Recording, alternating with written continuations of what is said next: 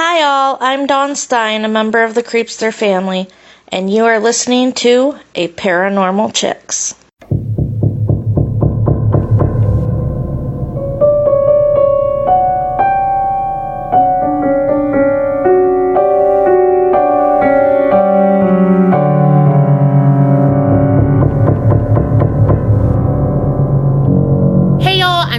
And I'm Carrie. And we are Paranormal Chicks. Sinister Sightings 44. And you just heard the intro by Dawn S. Who did an amazing freaking job. Yes. Thank you. All right. You ready for the first one? I am ready.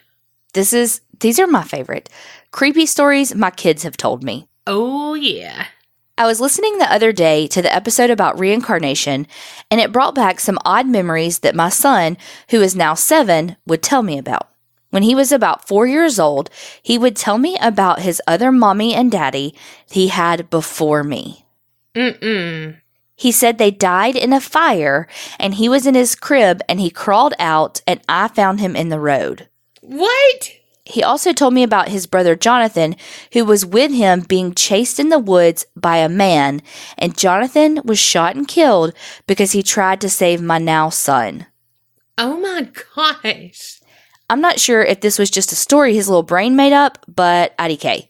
He never told me how he died, but I never pushed it. I asked him the other day, but he doesn't remember the story. My other son, who is 6, was telling me the other day about he was in the sky waiting for me to be ready for him to be my baby, which made me think of when y'all said that souls choose us. It warmed my heart to think my baby chose me. Thank you for being so wonderful. Creep it real, ladies. Love y'all. And that one was from Emily L. Whoa. Kids really do say the darndest things. Yes. Oh my goodness. And then about choosing her. I know. That warmed my soul. Yes. Okay, this one is titled Aquatic Sinister Sightings, or Ariel Isn't Real, and the ones that are terrifying. Oh, shit. Dun, dun, dun. Hey, ladies, it's your favorite neighborhood village witch with some scary water stories. Is this Michael? It is. Way to spoil it. Oh, it's not. But it is. Ever since I was little, I've had a deep interest in mermaids. There's something about them that completely and totally fascinates me. I don't care if they're literal man-eaters or benevolent healers. Their stories are incredible. Here in California, we have 2 tribes that historically lived along the Merced River, the Miwok and the Yukots. Both of them have deliciously spine-chilling mermaid stories. The Miwok fishwomen lived in the Merced River, beginning in the valley of Yosemite and into the lower forks of river in the foothills. These mermaids are almost always described as beautiful with long black hair and silver fish tails, never singing but still hanging out on the rocks and just generally lazing about. The tail color changed slightly from tribe to tribe on the bigger California rivers. A few years ago, my dad was driving us from Yosemite, and I can't remember if the moon was full or not, but it was still pretty bright. As we passed the west side of Lalos McClure, the reservoir on the Merced River, I see a head bob in the water. It stayed on the water, then went under, and I see this fishtail break the surface. Nuh-uh. I'm a fish nerd, and I racked my brain for a similar species, and the closest I could come up with was a mix between a green sturgeon and something in the trout salmon family. The head didn't come back up. I've only told maybe 4 people that story. A few years ago, I started having crazy dreams about them, and now I treat them like any of my other patron spirits. Wow. The Yokot mermaids are utterly terrifying. They're called water babies, and they take the shape of human toddlers with fish-like or reptilian features such as sharks' or snakes' teeth. Oh my God. Occasionally tails, and sometimes scales, depending on the band. I live close to some hunting preserves that are fed by creeks and grassland and are maintained all year long. Some friends and I would go out randomly just to explore or take a mini hike for an adventure. We were about half a mile as the sun was starting to set, and the egrets were starting to roost, so I knew it was time to go before the coyotes came out. We get close to the car and we hear the coyotes start to sing, and in the middle of their groans, we hear this god-awful wailing sound. It was like a chirping frog mixed with a baby crying. it stops the coyote sound completely. We start to book it to the car, and no matter how fast or how hard we run, it seems like we can't get any closer to the car. All of a sudden, we hear a barn owl screech, and at that moment, it seems like the spell is broken. The car is close. The chirping crying stops, and we reach the car. To this day, I am convinced that the owl was my familiar / animal spirit / spirit guide / an ancestor, whatever you want to call it, and it was protecting us. I hope you like them and that Donna ends up covering the Pascagoula mermaids. They seem nicer than ours. Hope you're enjoying fall so far. Stay spooky and don't get scared, Michael. The Pascagoula mermaids, he and I talked about them, and they are on my list. Well, shit, you do that story and I'm really never getting you in the ocean again. Hell no. Also, how the fuck do you know all these nature sounds? Hell, I don't even know half the animals he said. Right? All right, on to the next one. Hi, beautiful friends. I just wanted to share a little background of how I became so aware of true crime as a youngster and where it all started. My parents were so paranoid, especially my dad, when we were growing up. With me being the only girl, I got extra lectures on stranger danger. When I was around 9, we got our first giant computer with the annoying dial-up, we all remember that noise, in my parents' room. We had to set up a password, and of course, we were watching Walker, Texas Ranger at the time. Oh my goodness. My dad instantly thought Walker was a good password. Insert dad joke. LOL, oh, the 90s. Proceed now, 20 years later, it's still our safety password and has been passwords for everything in our home since. My dad still reminds me to this day, even though I'm grown and married, that if I'm ever in a hostage situation or able to grab my phone to text him, if I just text Walker, he'll know I'm in trouble. In fact, I still get random text messages at times from him. Cue deep man voice. What's the password? It makes me laugh, and I'm glad he cares and wants us to use this in an emergency situation. Also, short story about my mom. She is now in love with y'all's podcast. When I was around 7, I was at the park near a lake with my mom, friend, and brother, age 4. We were walking around, and I could tell by my mom's body language something just wasn't right. She was asking us to walk faster, rushing us, and kept looking around. She abruptly had us follow her up to a group of people getting ready to water ski by the lake and sit right down on their picnic blanket and ask us to join. In her voice, "Well, this is oddly rude of us, Mom," side-eye. Little did I know, 2 men were following us around the park, and my mom had pretended we knew this group of people, hoping the men would go away if we were with a group of other people. Oh my gosh. She then filled the group in on the details because I'm pretty sure they were wondering why this random woman was in their bubble and decided to use their blanket for her kid. LOL. The strange men abruptly turned and walked in the other direction after we sat down. Wow, my mom is a badass to think so quickly on her feet. Thought you might like these stories of my paranoid but smart as hell parents. Turns out scaring us all those years really paid off. Love y'all and everything you do. Creep it real, Morgan Nelson. That is great about Walker. Oh my goodness. If your dad knew how to use a computer or a phone or anything like that, that would be y'all's safe word and password for everything. Yes, definitely. He is a fan of Walker. Oh, and shout out to Dee Dee, her mama. Hey, Mom. Yes, she is in the Creepinati with Morgan. That's so cool. There's no way my mom would listen to us.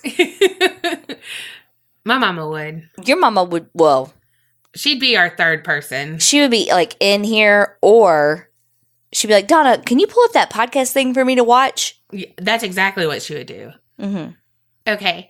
Hey, beautiful ladies. So this recently happened, and I am still really freaked out, especially since my significant other is a non-bullshit and Spock-level logical person. Background, my partner and I are super close, and we have known each other since freshman year in high school. We are now 30, so he would know what I look like. One day, I got 5 calls rapidly from him. I was with my family, so I didn't notice at first. I picked up the last call, and he proceeded to ask, "Why did you just walk by without saying anything to me?" What? I asked, "What do you mean?" Then he told me, I just saw you walking around the building by my work. I tried to get your attention, but all you did was smirk at me. Then you turned the corner and I didn't see where you went. I was in Arizona. What? Visiting family. I had to video call him to prove I was not at his work. He thought I was trying to surprise him.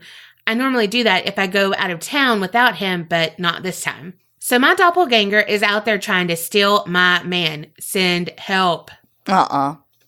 Love you guys and keep up the good work. I listen to the podcast in my haunted ass work. It's a hotel in SoCal. Ashley. P.S. I found a pet toy that is a coffin and it has Creeping It Real on it. Whenever I see it, I hear Donna's voice saying it. LOL. Aw. Oh, and how cute is that pet toy? Oh my gosh. Instead of Mr. Steal Your Girl, it's Mrs. Steal Your Man. I don't know. What? Like, you know that had to look just like her. Mm-hmm. If he was like, no, why are you here? Yes. And also, where else did the doppelganger go? All right, this one. Have I got a sinister sightings for y'all? Hi, my name is Lexi, and let me start with the regular spiel and say I love the podcast and want to thank you guys for all the unseen time, effort, and research you put into every episode. Thank you so much, Lexi. And also, thank you for just being so unapologetically yourselves because you're fucking rad. Thank you. She said, anyways, these stories come from my first job at an event center. When it was first built, the building was a funeral home.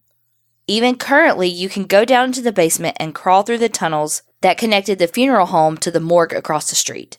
What the my girl is going on here? It made me think of that one in the thing that you did. What? Where they had like the chute. Oh, the asylum? Yeah, I think so. What was her name on My Girl? Veda? Sultanfuss. Yeah. When the funeral home was sold, it became a church for a weird cult. I can't remember the name of the cult, but there was a lot of, quote, ritual cleansings that served as a cover for abuse and many other unsavory acts they were known for. Oh, God. Yeah, don't like that. Blood pressure is fucking rising. Overall, just mucho bad juju. Okay, now it's dropped because that was great. When it was sold to the owners of the event center, massive renovations were done to flip the church and gym into 2 beautiful ballrooms and a kitchen. While there was probably paranormal shit happening before this point, I think this is what brought it all to the surface. In my 3 years working here, every single employee that I saw come and go had a ghost story. My best story starts around midnight when my crew was cleaning up an event and flipping the room to prepare for the next day. One of my male coworkers was in the kitchen down the hall, about 100 yards, while me and my other female coworker were sitting at a table together folding napkins. We were the only 3 in the building and had already done our walkthrough and locked the doors for the night. Suddenly, we hear a woman's blood-curdling scream fill the building. It's obviously not my male coworker, although he heard it, and I was literally listening to my female coworker talk while it happened. The scream sounded like it came from the green room, the highest room in the center of the building, but there was no way anyone could have gotten there. So here I am, fear-farting while my coworker gets up from the table to check on our male coworker. She makes it 2 steps out the door and I hear her start screaming. Down the hall and right at the kitchen doors was standing a nun. Like full habit, everything. Right after my coworker screamed, the nun disappeared. So yeah, for the rest of the night, we all worked about 10 times quicker and all in one room. The nun was seen a few times after, but I never heard the scream like that again. But if you only hear one story from this place, my fiance easily has one of the most terrifying experiences she's allowed me to share. My fiance has been called in to help set up a room for an event that was happening later in the day. Since no events were going on at that moment, it was only crew in the building and everyone was in the same ballroom on the same floor. Now this ballroom had a balcony above it that lined the room. On the balcony was the sound system that you can see from down below, which was controlled by an analog board, meaning you had to physically push the dials up and down to change the sound and volume. As the crew was setting up the room, the shift lead had turned on the music to play quietly in the background. At some point, the music shot up to full volume, nearly blowing out our speaker system and every employee's eardrums. So the shift lead runs upstairs and moves the volume dial back down. Again, someone had to physically push the dial up for the volume to have gone up, but no one was up there.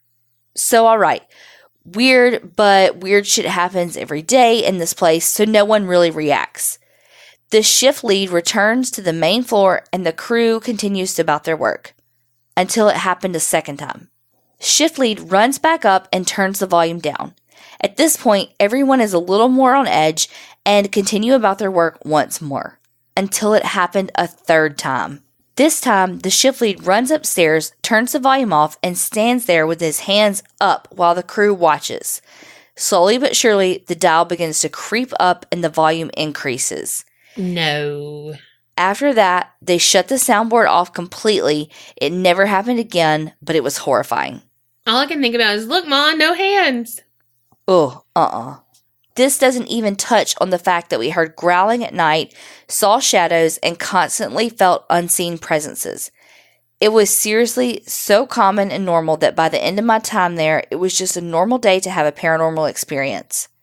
The place is now a church, and if I was more religious or curious, I would check it out. But for now, that spooky chapter of my life is closed and looked upon fondly. Thanks for reading my email. Keep doing what you do, Lexi. Oh my gosh. Well, one, my ears are sensitive. Not as sensitive as Carrie's, because she's always like, Donna, lower your volume. Mm-hmm. But still, very sensitive ears. And a 9? No. That's just scary in the The only nun I like is who, Carrie? Girl from Sound of Music. No. Sister Act. Yes. Dolores Van Cartier. Yes. Thank you. All right. Hey, it's me again. I sent an email recently about a little girl ghost in the pet store I used to work at and the experiences I had with her there. This time, I'm going to tell you the story of the Christmas after my grandma's passing and other strange occurrences that followed in the years after that. People usually say this story gives them chills. No pun intended when you see what the story revolves around. My grandma, my mom's mom, passed away in June of 2009. She was the mother of 7 children. She lived near Dallas, Texas, though she was raised in Louisiana.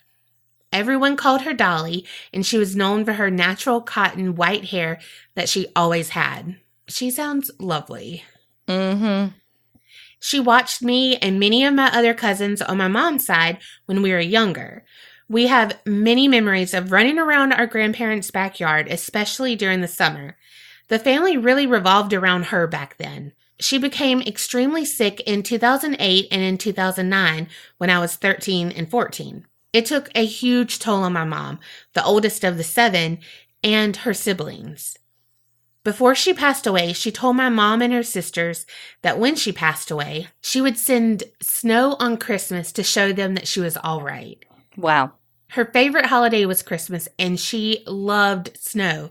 But being from Louisiana and Texas, it was a rare sight.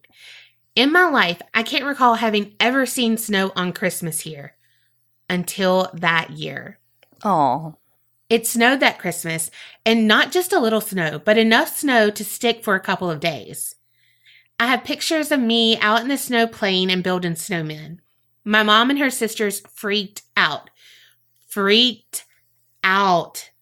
They cried, which made me and my cousins cry.